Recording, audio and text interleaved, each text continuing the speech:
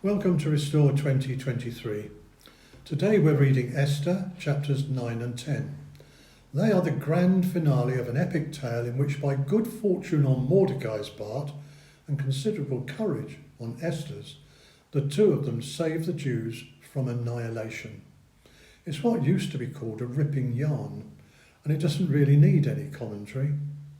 But, here are one or two observations anyway. For such an elegant story of feminine beauty and courage, there's a lot of savagery hidden within it. And it's not just the wickedness of Haman that promotes the slaughter. In chapter 9, verse 13, Esther reveals that she's also got an iron fist beneath her beauty.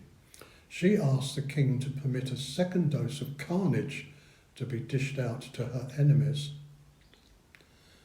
But of course, this is a story of salvation, the preservation of God's people. So it's worth noticing that whenever in history the Jewish people are attacked, this story of salvation is extended.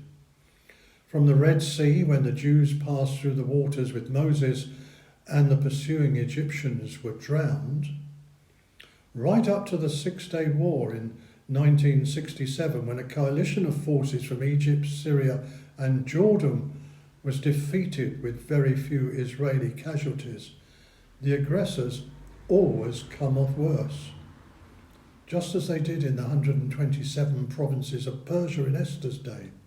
And it may be that the book of Esther is preserved precisely to show the absurdity of opposing God's people.